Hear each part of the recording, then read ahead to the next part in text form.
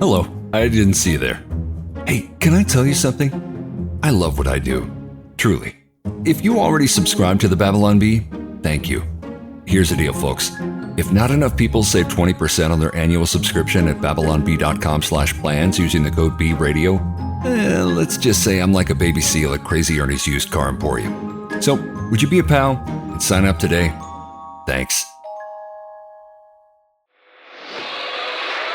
Factually inaccurate. Morally correct. This is Babylon Bee Radio. Our top story. In a stunning turn of events, Adolf Hitler, the infamous dictator responsible for World War II and the Holocaust, announced his bid for the U.S. presidency of the upcoming 2024 election. Hitler, well known for his oppressive regime and genocidal policies that killed millions of Jews, has chosen America as the stage for his political comeback. In a bizarre press conference held on Twitter Spaces where he was interviewed by Elon Musk, Hitler unveiled his new presidential campaign slogan, "Make America Nazi Again." Hitler explained that his platform is simple: authoritarianism, xenophobia, and an extreme disregard for human rights. His proposed policies include suppressing free speech, implementing mass surveillance, and establishing concentration camps for political opponents. I'll tell you what, I've about had it with this woke agenda, he said in the announcement in classic Hitler-like fashion. Political analysts have been left dumbfounded, struggling to comprehend how literally Hitler was back and in the flesh running for office in America. Despite the confusion and lack of support, the Hitler campaign vowed to press on, stopping at nothing to restore the Third Reich. Adolf Hitler closed his announcement speech by promising that as president, the first things he'd do are exterminate all undesirables, grow an iconic mustache, and invade Disney. In an effort to further smooth things over following the controversial decision to re-invite LGBTQ+ activist group Sisters of Perpetual Indulgence, the Los Angeles Dodgers have now summoned Satan himself to throw out the ceremonial first pitch at Pride Night. It fits perfectly with the spirit of the entire night, said Dodgers president and CEO Stan Kasten, whose first and last names are both almost Satan. Who better to kick off Pride Night and throw out the first pitch than the Prince of Darkness himself? He's been one of the boldest advocates for the transgender ideology over the last few years, so it's an honor to have him. In preparation for the event, the grounds crew at Dodger Stadium has received orders to mow a pentagram into the grass surrounding the pitcher's mound and sprinkle the entire field with the blood of a freshly slaughtered goat. Sources also confirmed that the seventh-inning stretch will feature a rousing "Hail Satan" chant set to organ music. Beelzebub is the patron saint of tolerance, filthy lucre, and self-worship, all cherished values in our organization. We can't wait to watch him throw a blazing fastball down the middle. A heavenly spokesangel has also announced a special Fire and Brimstone Night at Dodger Stadium to be held concurrently with Pride Night. In other baseball news, cotton candy vendor Rowan Milton patiently bided his time until the most important play of the game before positioning himself squarely in front of all the fans in Section 207. All right, 2 outs, 2 on. This is my moment. It's go time. Cotton candy! Did someone say cotton candy? Who wants it? You want it? Sir, cotton candy! The fans of Section 207 immediately jumped to their feet, futilely trying to see over Milton's towering cotton candy edifice. Whoa, looks like a lot of people are excited about my cotton candy. Hey, easy with the cursing, big guy. One order at a time. You want pink or blue? Or both? Where's the ball? Are those good screams or bad? Why now, Cotton Candy Man? Why? Get down. Milton offered to remove the view obstruction for the nominal cost of someone purchasing the entire tray of cotton candy. Google honored Anateb Opal, the world's first indigenous transgender water skier with no legs, in a special redesign of their search engine logo on Tuesday. Anateb Opal was a member of the Tongva Indian tribe who famously made waves in 2021 by joining a water skiing tournament despite having no legs. Still, she dominated the women's division thanks to her tremendous upper body strength and aerodynamic headdress. It's high time this massively significant historical figure was recognized, said California historian Drake Andrews. He was the greatest water skier without legs the world had ever seen. She.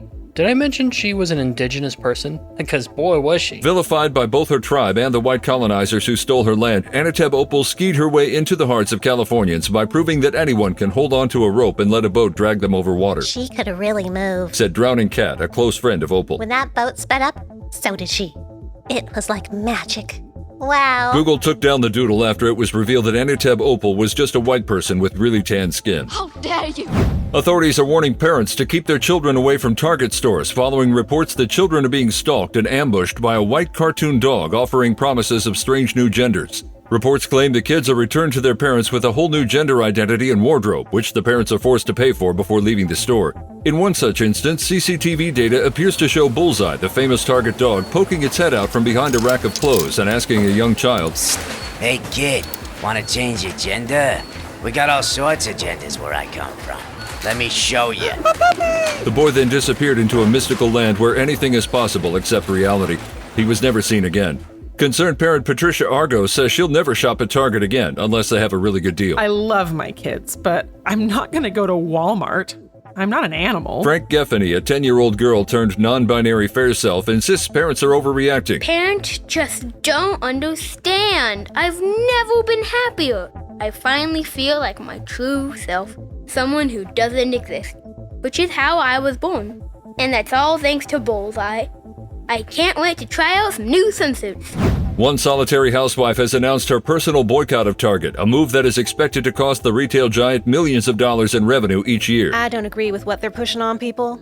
Everyone has their views and opinions, and I love me some Joanna Gaines dish towels. But trying to indoctrinate kids into changing their gender outweighs any desire I have to continue single-handedly funding their company. A Target executive who asked to remain anonymous said corporate leadership has convened emergency meetings to discuss what could be done to offset the damage. We're looking at multiple options. One potential strategy would be to offer free coupons for drag queen story hours at local libraries with the purchase of any article of children's clothing.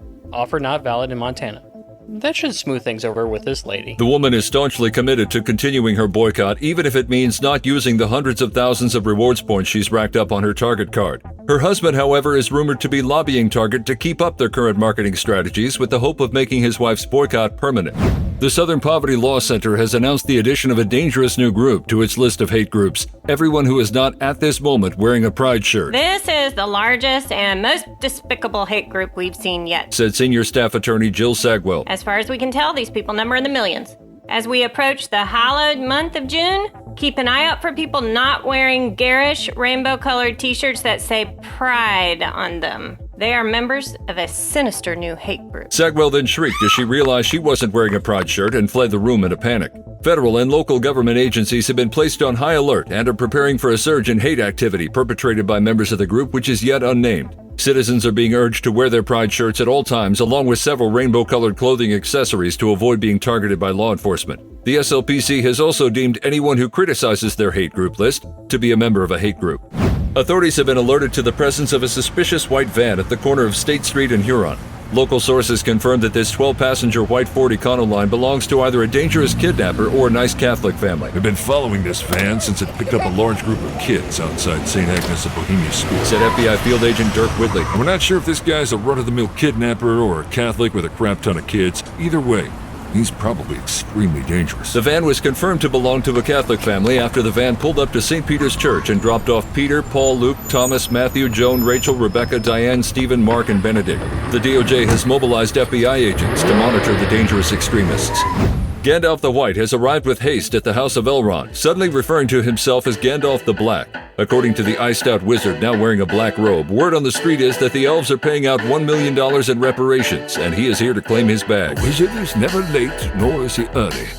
He arrives precisely when he means to get that bread, homie, said Gandalf the Black, walking over and leaning on his pimp cane to greet Master Elrond. Now where is all that paper cheddar I've been hearing about, Big E? According to sources, Elrond made an uncomfortable and confused expression moments before Gandalf pulled him in for a complicated handshake that they had never done before. Gandalf, my friend, you cannot pass as black.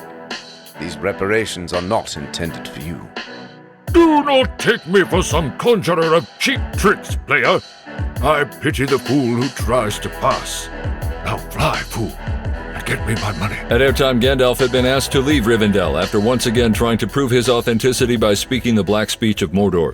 House Republicans have been awarded their very first Emmy Award for outstanding performance, and acting like runaway government spending makes them sad. I'm so humbled to be receiving this prestigious award, said a giddy Kevin McCarthy holding the golden statue aloft. This award belongs to all of us. Every Republican who has gone on Fox News to complain about the national debt or give impassioned C-SPAN speeches to an empty House floor to convince the American people they care about this stuff. Your acting really paid off. Lastly, I would like to thank God, who gave me such great acting ability. McCarthy then shed a single real tear without even faking. So talented. Sources say the national debt is now over $31 trillion and still climbing, as it has under Republican and Democrat administrations for decades. Economics experts are hoping the debt will continue to climb uninhibited until money and numbers are meaningless, and we're all futuristic space communists who don't use money, like in Star Trek. Republicans will reportedly celebrate the Emmy win by raising the debt ceiling. Meanwhile, Democrats have been awarded their 27th Emmy for acting like they care about the people being taxed.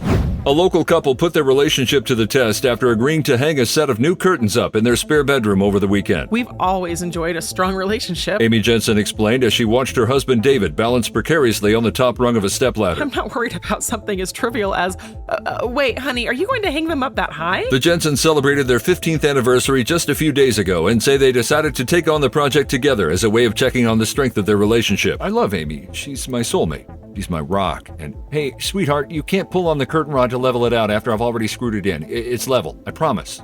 Amy, stop. Earlier in the day, the couple successfully navigated a joint trip to IKEA, which saw only a small dispute in the kitchen section over whether or not they needed a new salad bowl, even though they already have 4 in the cupboard at home, and a slight argument over which doormat looked the least like, quote, your gay cousin Mason lives here. We're strong. We're tough. We made it through his mom staying with us for 3 weeks. We can definitely make it through something as simple as hanging up a set of curtains.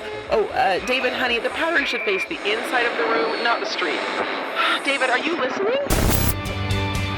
B Radio features officially curated content from the Babylon Bee. Scripted, voiced, and produced by Austin Robertson. Additional voices in this episode from Bettina, Brandon, Jared, Kristen, Robin, Sammy, and Travis. Subscribe to B Radio on YouTube, Spotify, iHeart, or wherever you get your podcasts, and be among the first to hear brand new episodes.